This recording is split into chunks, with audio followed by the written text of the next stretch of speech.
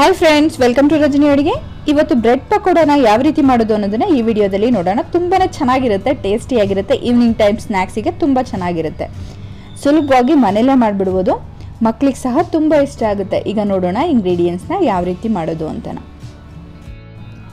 ಒಂದು ಬಟ್ಲು ತೊಗೊಂಡಿದ್ದೀನಿ, 1 ಕಪ್ಪಷ್ಟು ಕಡಲೆ ಹಿಟ್ಟನ್ನು ಹಾಕ್ಕೊಂಡಿದ್ದೀನಿ. ಸ್ವಲ್ಪ ಉಪ್ಪು ರುಚಿಗೆ ತಕ್ಕಷ್ಟು ಹಾಕ್ಕೊಳ್ಳಿ. ಮತ್ತು ಇಲ್ಲಿ ಓಮ್ ಕಾಳನ್ನ ಹಾಕ್ತಾ ಇದ್ದೀನಿ. ಇದನ್ನು ಅಜ್ವಾಯಿನ್ ಅಂತಲೂ ಕರೀತಾರೆ. ಸ್ವಲ್ಪ ಸೋಡಾ ಹಾಕ್ತಿದ್ದೀನಿ, ಒಂದು ಚಿಟಿಕೆಯಷ್ಟು. ಇವು ಮೂರನ್ನು ಚೆನ್ನಾಗಿ ಮಿಕ್ಸ್ ಆಗೋ ಹಾಗೆ ಕಲಿಸ್ಕೊಳ್ಳಿ. ವಿಸ್ಕರಲ್ಲಿ ಕಲಿಸ್ತಿದ್ದೀನಿ, ನೀವು ಕೈಯಲ್ಲಿ ಬೇಕಾದರೂ ಕಲಿಸ್ಕೋಬೋದು. ಸ್ವಲ್ಪನೇ ನೀರು ಹಾಕ್ಕೊಂಡು ಕಲಿಸ್ಕೊಳ್ಳಿ. ಗಂಟಿಲ್ದಾಗೆ ಕಲಿಸ್ಕೋಬೇಕು. ಸ್ವಲ್ಪನೇ ನೀರು ಹಾಕ್ಕೊಂಡು ಗಂಟಿಲ್ದಾಗೆ ನೀಟಾಗಿ ಕಲಿಸ್ಕೊಳ್ಳಿ.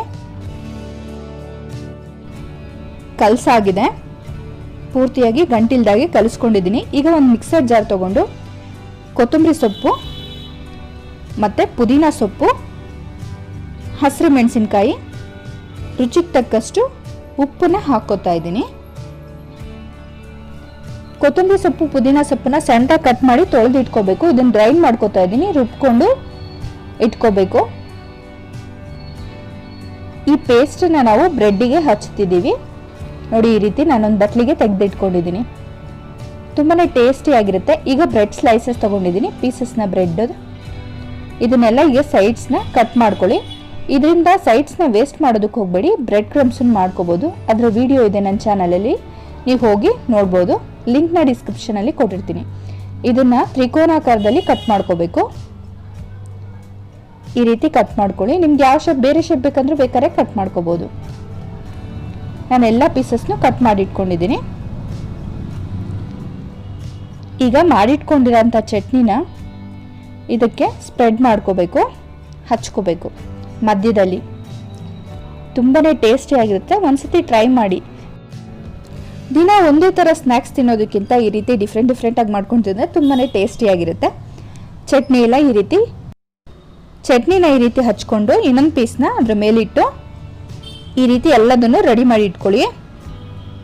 ನೋಡಿ, ಮಧ್ಯದಲ್ಲಿದೆ ಚಟ್ನಿ. ಎಲ್ಲ ರೆಡಿ ಆದಮೇಲೆ ಈಗ ಕಡಲೆ ಹಿಟ್ಟನ್ನ ಕಲಸಿಟ್ಕೊಂಡಿದ್ವಲ್ಲ ಅದರಲ್ಲಿ ಮುಳುಗಿಸ್ಕೋಬೇಕು. ನೋಡಿ, ಈ ರೀತಿ ಡಿಪ್ ಮಾಡ್ಕೋಬೇಕು. ಎರಡೂ ಕಡೆ ಚೆನ್ನಾಗಿ ಕೋಟಿಂಗ್ ಆಗಬೇಕು ಕಡಲೆ ಹಿಟ್ಟು. ಈಗ ಎಣ್ಣೆಗೆ ಬಿಡ್ತಾ ಇದ್ದೀನಿ. ಎಣ್ಣೆ ಫಸ್ಟೇ ಕಾಯೋದಕ್ಕೆ ಇಟ್ಕೊಂಡಿದ್ದೆ ನಾನು. ಎರಡು ಕಡೆನೂ ತಿರುಗಿಸ್ಕೊಂಡು ಬೇಯಿಸ್ಕೊಳ್ಳಿ. ತುಂಬಾ ಚೆನ್ನಾಗಿರುತ್ತೆ, ಟೇಸ್ಟಿಯಾಗಿ ಕ್ರಂಚಿಯಾಗಿ. ಮನೆಯವ್ರು ತುಂಬಾ ಇಷ್ಟಪಟ್ಟು ತಿಂತಾರೆ. ನೀವು ಒಂದ್ಸತಿ 2-3 ಬೇಕಾದರೂ ಹಾಕ್ಕೋಬೋದು. ಒಂದು ಪ್ಲೇಟ್ ಮೇಲೆ ಟಿಶ್ಯೂ ಹಾಕ್ಕೊಂಡು ತೆಗ್ದು ಹಾಕ್ಕೊಳ್ಳಿ, ಇಲ್ಲ ಹಾಗೆ ಬೇಕಾದ್ರೂ ತೆಗ್ದು ಹಾಕೋಬಹುದು. ಇನ್ನು ಮಿಕ್ಕಿದ್ದೆಲ್ಲ ಅದೇ ರೀತಿ ಹಾಕ್ತಾ ಇದ್ದೀನಿ ನೋಡಿ.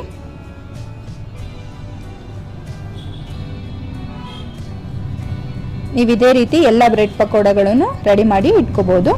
ಈ ವಿಡಿಯೋ ನಿಮಗೆ ಇಷ್ಟ ಆದರೆ ರಜನಿ ಅಡುಗೆ ಚಾನೆಲ್ನ ಸಬ್ಸ್ಕ್ರೈಬ್ ಮಾಡೋದನ್ನು ಮರಿಬೇಡಿ. ಹಾಗೆ ರಜನಿ ಅಡುಗೆ ಫೇಸ್ಬುಕ್ ಪೇಜ್ನ ಲೈಕ್ ಮಾಡಿ, ನಿಮ್ಮ ಫ್ರೆಂಡ್ಸ್ ಆ್ಯಂಡ್ ಫ್ಯಾಮಿಲಿ ಜೊತೆ ಈ ವಿಡಿಯೋನ ಶೇರ್ ಮಾಡಿ. Thanks for watching. ಹಾಗೆ ನಿಮ್ಗೆ ಯಾವ ರೀತಿ ಬಂತು ಅನ್ನೋದನ್ನು ನನ್ನ ಇನ್ಸ್ಟಾಗ್ರಾಮ್ ಪೇಜಲ್ಲಿ ಪೋಸ್ಟ್ ಮಾಡೋದನ್ನು ಮರಿಬೇಡಿ, ಪಿಕ್ನ.